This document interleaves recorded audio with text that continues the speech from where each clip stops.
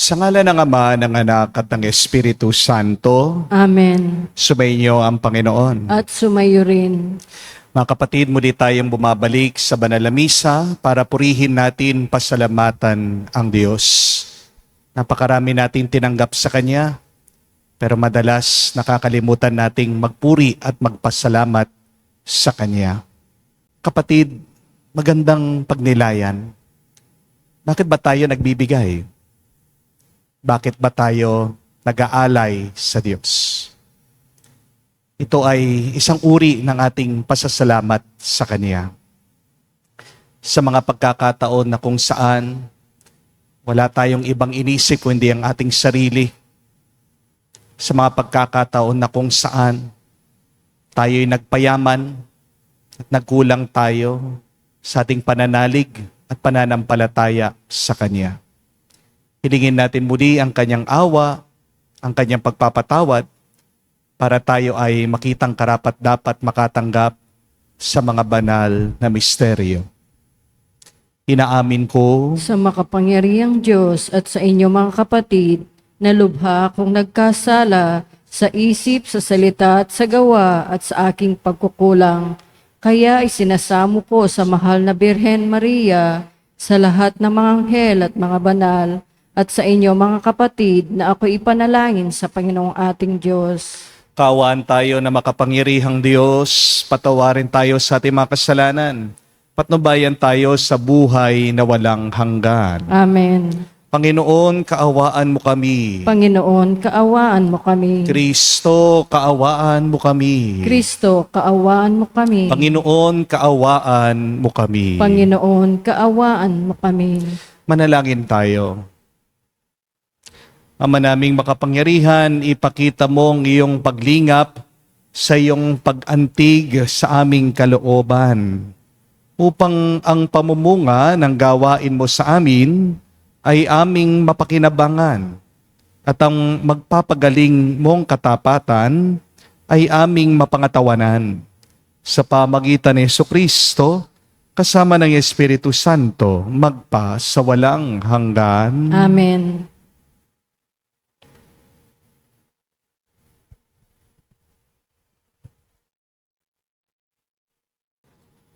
Ang simula ng aklat ni Propeta Daniel. Nang ikatlong taon ng pamamahala ni Haring Joachim sa Huda, ang Jerusalem ay nasakop ni Haring Nabucodonosor. Pinabayaan ng Panginoon na bihagin niya si Haring Joachim at samsamin ang ilang kasangkapan sa templo ng Diyos. Lahat ng ito ay dinala ni Nabucodonosor sa templo ng kanyang Diyos-Diyosan sa Babylonia at inilagay sa silid na taguan ng kanyang yaman. Inutos ng hari kay Aspenas, pinuno ng kanyang mga tauhan, na pumili ng ilang Israelitang kabilang sa angkan ng mga hari at ilan sa angkan ng mga maharlika. Ang pipiliin nila ay yaong kabataan, madaling turuan, may kaalaman sa lahat ng sangay ng karunungan, upang maging karapat-dapat na lingkod sa palasyo. Ang mga ito ay tuturuan ng salitang Kaldeo. Inuutos ng hari na sila'y paglaanan ng pagkain at alak araw-araw mula sa kanyang sariling pagkain at alak. 3 taon silang tuturuan bago maglingkod sa hari. Kabilang sa mga ito, sina Daniel, Ananias, Misael at Azarias, na pawang kabilang sa lipi ni Huda. Ngunit ipinasya ni Daniel na huwag tikman man lamang ang pagkain at alak na bigay ng hari, upang hindi siya makakain ng mga bagay na marumi ayon sa kautusan. Kaya ipinakausap niya kay Aspenas na huwag silang pakainin yon. Niloob na naman ng Diyos na siya'y makalugdan at pagbigyan nito. Ngunit sinabi niya kay Daniel, "Natatakot lamang ako sa gagawin sa akin ng mahal na hari. Kapag nakita niyang mas mahina kayo kaysa ibang kasinggulang ninyo, tiyak na ako'y papapugutan niya pagkat siya mismo ang naglaan ng pagkain ninyo araw-araw." Dahil dito, lumapit si Daniel sa bantay sa nangangalaga sa kanila. Sinabi niya, "Subukin ninyo kami sa loob ng 10 araw. Gulay lamang at tubig ang ibigay ninyo sa amin. Pagkatapos, pagparisin ninyo kami ng mga kasinggulang namin, pinakakain ninyo ng pagkain bigay ng hari, at tignan ninyo ang magiging resulta." At sinubok nga sila sa loob ng 10 araw. Nang sila'y pagparisin, pagkaraan ng 10 araw, nakitang mas maayos sila at malusog kaysa mga kasinggulang nilang pinakain ng pagkain ng hari. Kaya gulay at tubig na lamang ang ibinigay sa kanila sa halip na pagkain at inumin ng hari. Niloob ng Diyos na silang apat ay matuto ng lahat ng uri ng kaalaman. Bukod dito, si Daniel ay binigyan pa ng kaalaman tungkol sa pangitain at panaginip. Pagkaraan ng 3 taong itinakda ng hari sa pagsasanay sa kanila, ang lahat ng kabataan pinili ni Aspenas ay niharap niya kay Haring Nabucodonosor. Isa-isa silang kinausap ng hari, ngunit nakita niyang nakakahigit sina Danila, Ananias, Misael at Azarias. Kaya sila ang napili ng hari upang maglingkod sa palasyo. Sa lahat ng bagay, isinangguni sa kanila, nakita ng hari na higit na di hamak ang kaalaman nila kaysa mga salamangkero at engkantador ng kaharian. Ang salita ng Diyos. Salamat sa Diyos. Purihin at ipagdangal ang Diyos magpakailanman. Purihin at ipagdangal ang Diyos magpakailanman. Pinupuri ka naming Panginoon, Diyos ng aming ninuno. Karapat dapat kang ipagdangal at dakilain magpakailanman. Purihin ang iyong banal ay maluwalhating pangalan. Nararapat purihin at ipagdangal magpakailanman. Purihin at ipagdangal ang Diyos magpakailanman. Purihin ka sa iyong banal at marangal na tahanan.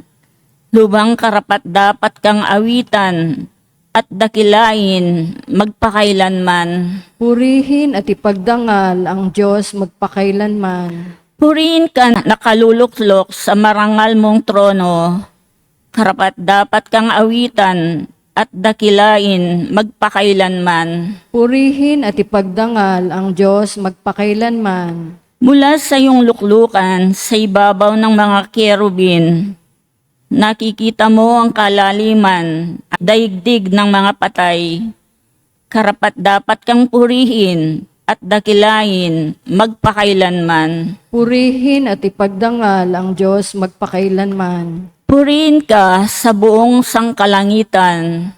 Karapat dapat kang awitan at dakilain magpakailanman. Purihin at ipagdangal ang Diyos magpakailanman.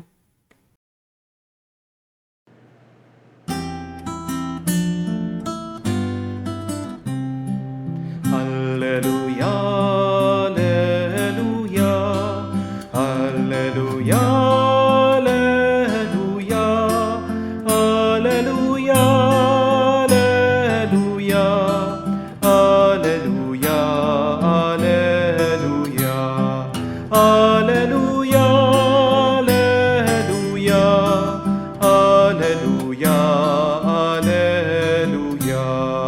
Lagi tayong magtanod sapagkat di natin talos ang pagbabalik ni Jesus. Aleluya, aleluya. Sumainyo ang Panginoon. At sumayo rin. Ang mabuting balita ng Panginoon ayon kay San Lucas. Papuri sa iyo, Panginoon. Nung panong yun, nang tumingin si Jesus, nakita niya ang mayayamang naguhulog ng kanilang kaloob sa lalagyanan nito sa templo. Nakita rin niya ang isang dukhang babaeng balo na naghulog ng 2 kusing. Ang wika ni Jesus, sinasabi ko sa inyo, ang dukhang balong iyon ay naghulog ng higit kaysa sa kanilang lahat, sapagkat bahagi lang di nila kailangan ang kanilang pinagkaloob. Ngunit binigay ng balong iyon na dukhang-dukha ang buo niyang ikabubuhay. Mga kapatid, ang mabuting balita ng ating Panginoon. Pinupuri ka namin, Panginoong Hesukristo. Magandang araw po muli sa inyong lahat. Magandang araw po, Father. Minsan po meron pong dumating na babae dito sa parokya at nagpa-pray over po siya sa akin. Pagkatapos sabi po niya, nangako siya, Father, pagdasal mo naman na kapag nakabenta ako ng lupa, babalik ako dito at magdodonate ako ng malaki sa simbahan mo. Kaya pinakadasal ko po itong babae. Alam niyo po, hanggang ngayon, di pa rin bumabalik. Wala pa rin binibigay. Ano po ang problema? Baka hindi pa po nakabenta. Hindi po ba? O kung nakabenta man, di na niya sinabi, ayaw nang bumalik para mag-donate. Di po ba? Mga kapatid, ang totoong pagbibigay, maghahanap ng paraan para magbigay. Di po ba? Ang tunay na mabait, nagbibigay kahit na hindi marami, kahit kakaunti lang. Ang tanong, kailangan ba na maging mayaman ka para makapagbigay ka? Di po ba? Hindi. Ang kuripot, kahit na yumaman yan, lagi pa ring kulang. Kaya nahihirapan siyang magbigay. Di po ba? Pero ang tunay na mapagbigay, kahit na naghihirap siya, mag-aalay at mag-aalay pa rin siya. Remember, generosity is not about the contents of our pockets or wallets. But generosity is really about the content of our hearts. Sa mabuting balita po ngayon, narinig natin ang kwento tungkol sa isang napakahirap na balo, a poor widow. Walang-wala siya, pero binigay pa rin niya yung tanging meron siya. Sa sobrang tuwa daw po ng Panginoong Hesukristo, masaya siya na nakita niya itong babae nagbibigay dahil yung kanyang binigay ay nakaugnay sa kanyang tiwala sa Diyos. The gospel said Jesus saw the poor widow put in 2 small coins. And he said, I tell you truly, this poor widow has put in more than all of the others. The others gave out of their excess. But she, from her poverty, put in all that she had. Bakit po may taong mapagbigay kahit na walang-wala sila? At bakit meron namang tao ang napakatakaw, sakim, ganid, kahit nasa kanila na ang lahat?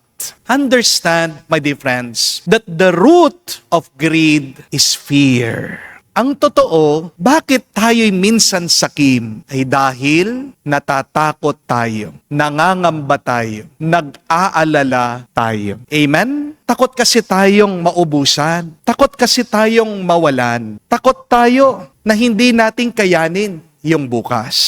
Pero pansinin niyo po, ang takot ay pagsisikip ng ating mga puso. Si Lord, ayaw tayong maging sakim. Hindi dahil gusto niya tayong mawalan, kundi dahil gusto ng Diyos matuto tayong magpapuno sa Kanya. Greed will always say, I need more. But faith will say, God is enough. The opposite of greed is generosity.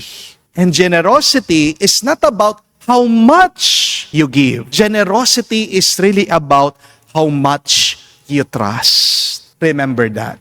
Yung mga mayayaman sa templo, malalaki nga ang kanilang mga binibigay. Pero walang puso doon sa kanilang binibigay. Di po ba? yung balo, kahit na 2 kusing lang ang kanyang binigay. Pero buong puso siyang nagbigay. Kasi para doon sa balo, yung pera na binibigay niya, hindi lang tungkol sa pera, sa halaga. Yung binibigay niya ay tungkol sa tiwala niya sa Diyos. Kaya nga sabi ni Jesus, she gave more than everybody else. Kasi sa Diyos, hindi niya sinusukat yung halaga na binibigay mo. Ang tinitignan talaga ng Diyos ay yung tiwala natin sa Kanya sa gitna ng ating mga pagkukulang, ng ating mga paghihirap sa buhay. Maraming tao ang hindi makapagbigay kasi lagi nilang iniisip, paano ako? Pero yung widow, ang tanong po niya, paano si Lord? Yun ang sikreto ng tunay na galak. Yung nagbibigay ka kahit na may takot ka. Dahil alam mo, merong isang Diyos na tapat na tutulong sa'yo at magpupuno palagi sa'yo. Mga kapatid, mag-ingat po kayo sa kasakiman. Because greed kills relationships. While generosity builds heaven here on earth. Tingnan niyo po ang ating bansa ngayon. Bakit nagkakagulo? Ito ay dahil sa kasakiman. Ito ay dahil sa katakawan ng iba sa kayamanan. Ang yaman talaga ng ating bansa, di po ba? Pero bakit tayo naghihirap? Dahil napakaraming ganid at makasarili sa ating mga namumuno. Ano ang balakid ng pag-asenso natin? Ito yung mga taong gustong yumaman kahit na meron silang masaktan. Ito yung mga taong gustong mauna kahit na may matapakan sila. Ito yung mga taong gustong makaipon kahit na ibenta nila ang kanilang mga kaluluwa. Pero ang mga bukas palad at tunay na mapagbigay, kahit na wala silang gaanong pera, may kapayapaan sa loob nila. Bakit? Kasi ang generosity, hindi lang kilos ng kamay. Ang generosity ay kondisyon ng puso. Ang taong mapagbigay ay masaya. Amen? Ang taong mapagbigay, magaan ang kanilang loob at puno sila ng tiwala sa Diyos. At sa huli, siya ang tunay na mayaman. So remember, greed is the fear of not having enough. But generosity is the faith that God will always be enough for us. Kaya sana po matutunan natin, ang babaeng balo, binigay niyang lahat dahil nagtitiwala sa Diyos. May pagkakaloob palagi ng Panginoon ang kailangan niya. At tayo rin, mga kapatid, kapag nagtitiwala ka at nagbibigay ka, hindi ka mauubusan. Palaging sapat sa iyong buhay. Mga kapatid, lahat po tayo may 2 uri ng barya tayong daladala sa buhay. What are these 2 coins that we bring always in life? Yung isa po ay barya ng takot, yung isa ay barya ng tiwala. Araw-araw, pinapapili po tayo ng Panginoon. Kung aling barya ang iyong ihuhulog, baka naman ikaw ay nag-iipon ng barya ng takot. O sana ikaw ay magbigay ng barya ng tiwala. Tandaan po natin, ang takot ay nag-iipon. Araw-araw, tayo po ay pinapapili ng Panginoon. Alin ang ihuhulog mo sa Kanya? Iwan mo ang iyong takot sa Kanya at ibigay mo rin ang iyong sarili sa Kanya. Magtiwala ka. Tandaan mo, kapag may takot ka, nag-iipon ka. Amen? Pero kapag may tiwala ka, nagbibigay ka. Kaya nga, sabi ni Jesus, she gave all that she had. Hindi lang po pera ang binigay nitong babaeng balo, kundi mismong ang sarili niya. Tandaan niyo po yan. What you give reflects who you are. Hindi mo mapaghihiwalay ang iyong binibigay sa iyong sarili. Sinasalamin ang iyong binibigay kung sino ka ba talaga. Sana ibigay mong lahat-lahat sa Diyos para lahat-lahat din ibigay niya sa iyo. Kung ibibigay mo ang lahat-lahat sa Diyos, hindi ka naman mawawalan. Also remember, God will not bless the size of your wallet, but rather, God blesses the size of your faith. Mas malaking pananampalataya, mas malaking biyaya. Pinagdarasal ko po na sana mas malaki, mas matibay ang iyong pananampalataya sa Diyos. Para po umapaw sa inyo ang kanyang biyaya, ang kanyang grasya, na siksik, liglig, at umaapaw. Amen. Tumayo po tayo. Inihandog ng balo sa templo ang lahat-lahat sa Kanya. Tayo'y maging mapagkumbaba sa pagbibigay.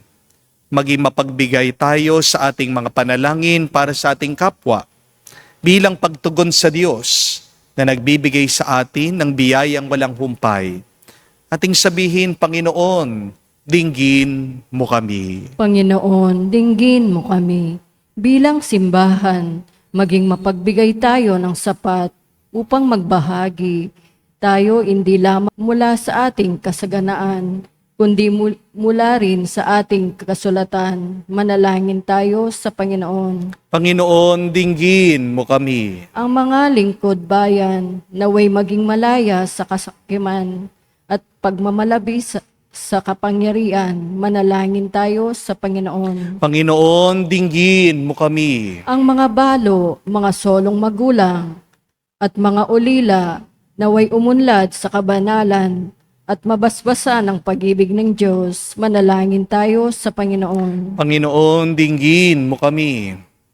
Sa katahimikan po ng ating puso, sabihin natin, banggitin natin sa Diyos ang ating mga personal na pangangailangan.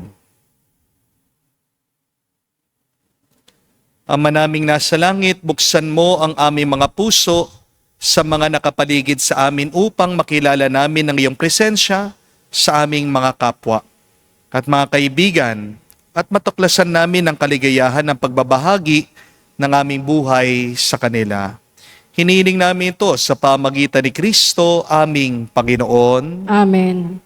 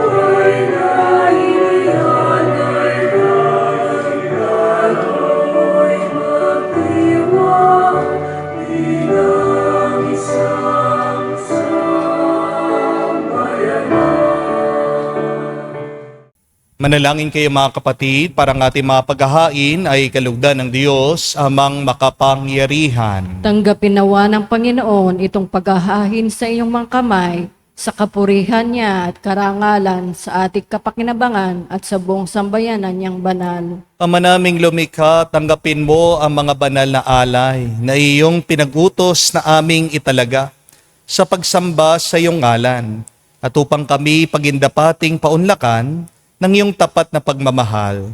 Gawin mong aming mga utos ay sundin naming kailanman. Sa pamagitan ni Jesucristo kasama ng Espiritu Santo, magpa sa walang hanggan. Amen. Sumainyo ang Panginoon. At sumayo rin. Itaas sa Diyos sa inyong mga puso at diwa. Itanaas na namin sa Panginoon. Pasalamatan natin ang Panginoong ating Diyos. Marapat na siya ay pasalamatan. Ama naming makapangyarihan, tunay nga marapat ikaw ang aming pasalamatan. Sa iyong paglingap at kagandang loob, ang tao'y nilikha mo, pinangasiwaan sa sansinuko. Sa hangad mong siya'y iwastong lubos, siya'y pinagdusa mo sa kanyang pagtalikod. Sa iyong paggiliw, iyong pinahintulot na makabalik siya sa pamagitan ni Kristo Jesus. Kaya kaisa na mga anghel, nagsisiawit ng papuri sa iyo. Nang walang humpay sa kalangitan, kami nagbubunyi sa iyong kadakilaan.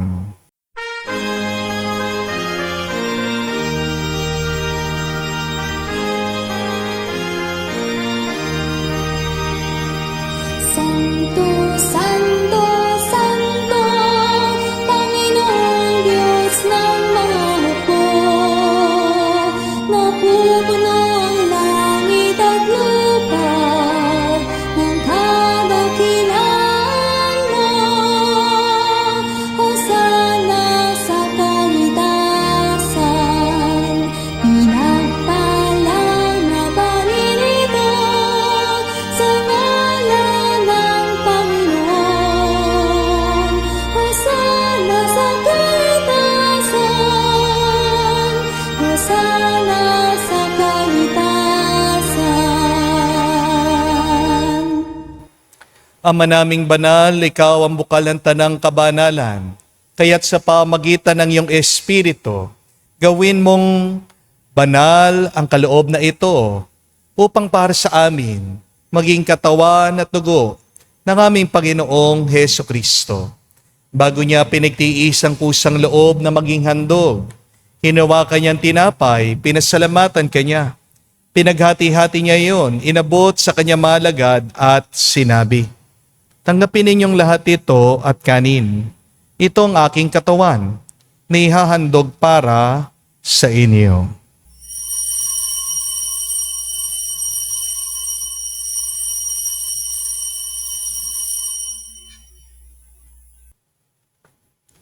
Gayon din naman, nung matapos ang hapunan, hinawakan niyang kalis, muli kanyang pinasalamatan. Nabot niya ang kalis sa kanyang malagad at sinabi, "Tanggapin ninyong lahat ito at inumin.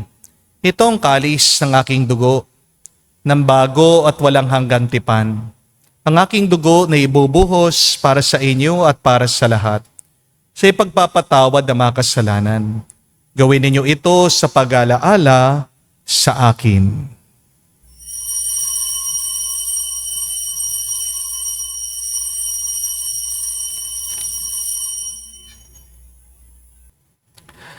Ang misteryo ng pananampalataya.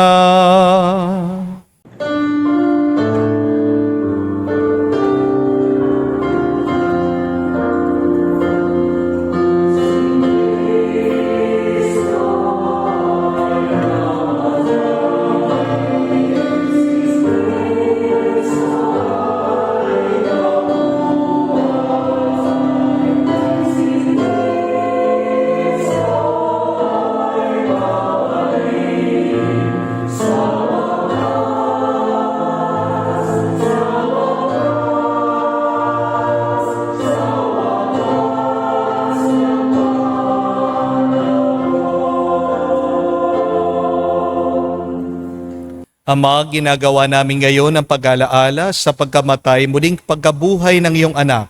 Kaya tinialay namin sa iyo ang tinapay nagbibigay buhay at ang kalis na nagkakalob ng kaligtasan. Kami nagpapasalamat dahil kami yung minarapat na tumayo sa harap mo para maglingkod sa iyo. Sinasamo namin kami magsalo-salo sa katawan at tugon ni Kristo ay mabuklod sa pagkakaisa sa pamagitan ng Espiritu Santo.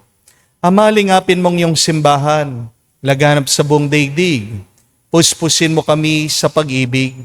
Kaisa ni Leon ang aming Santo Papa, si Florentino aming Arsobispo at ng Tanang Kaparian. Alalahanin mo rin ang aming mga kapatid na nahimlay may pag-asang sila'y muling mabubuhay. Gayon din naman lahat ng mga pumanaw. Kawan mo't sila't patuloyin sa iyong kaliwanagan. Kawan mo't pagindapating kaming lahat, makasalo sa iyong buhay na walang wakas. Kaisa na Mahala Birhen Maria, Ina ng Diyos. Kaisa ni San Jose ang kanyang malwalhating esposo. Kaisa na mga apostol, lahat ng mga banal, na namuhay dito sa daigdig na kalugod-lugod sa iyo. May pagdiwang nawa namin ang pagpupuri sa ikararangal mo sa pamagitan ng iyong anak, aming Panginoong Hesu Kristo. Sa pamamagitan ni Kristo, kasama niya at sa Kanya, ang lahat ng parangal at papuri ay sa iyo, Diyos Ama, makapangyarihan, kasama ng Espiritu Santo, magpasawalang hanggan. Amen, amen, amen. Sa nakagaling na utos sa turo ni Jesus sa Panginoon natin at Diyos, ipahayag natin ng lakas loob.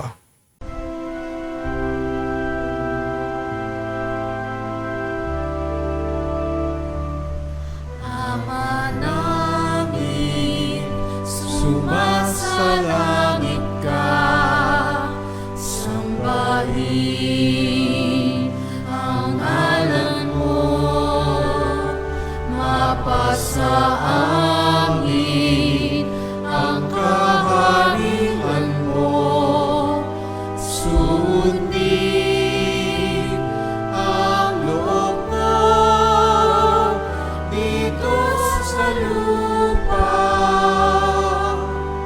para nang sa langit. Bigyan mo kami ngayon ng aming kakanin sa araw-araw at patawarin mo kami sa aming mga sala para ng pagpapatawad namin sa nagkakasala sa amin. At huwag mo kami ipahintulot sa tukso, at iadya mo kami sa lahat ng masama.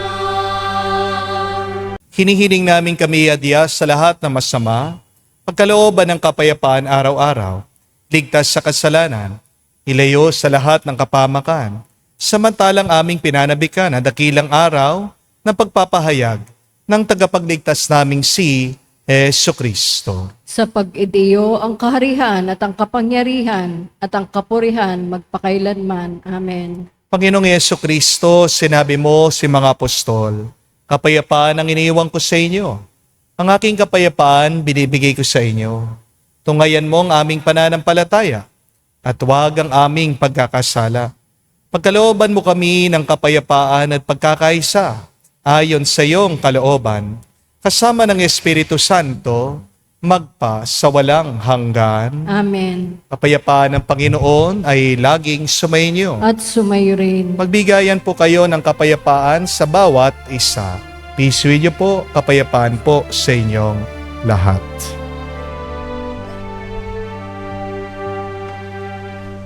Kordero ng Diyos na nag-aalis ng mga kasalanan ng sanlibutan, maawa ka sa amin. Maawa ka sa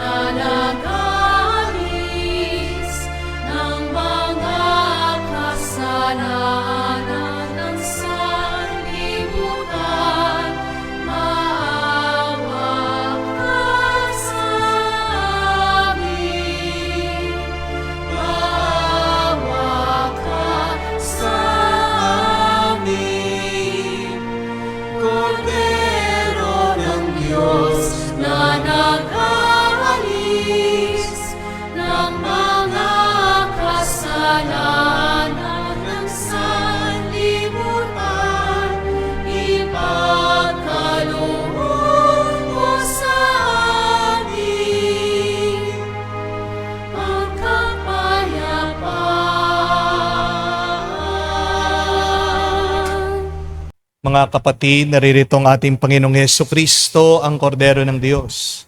Siya nag-aalis sa mga kasalanan ng sanlibutan. Mapalad tayong lumalapit sa piging ng Kordero. Panginoon, hindi ako karapat-dapat na magpatuloy sa iyo, ngunit sa isang salita mo lamang ay gagaling na ako.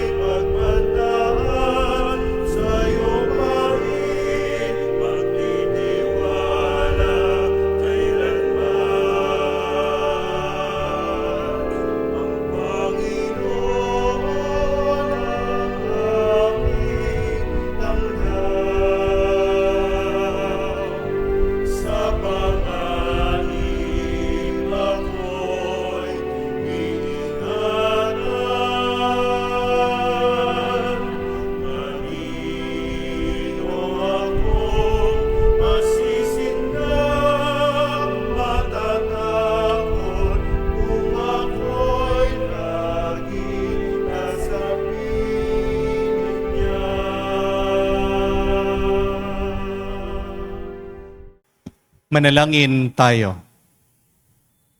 Ama namin mapagmahal, kaming pinagkakaloob mo ng pagsasalo sa iyong kagalakan ay lagi nawang lumingon sa pinanggalingan nitong banal na pakikinabang upang kami huwag mawalay sa iyo na aming hantungan.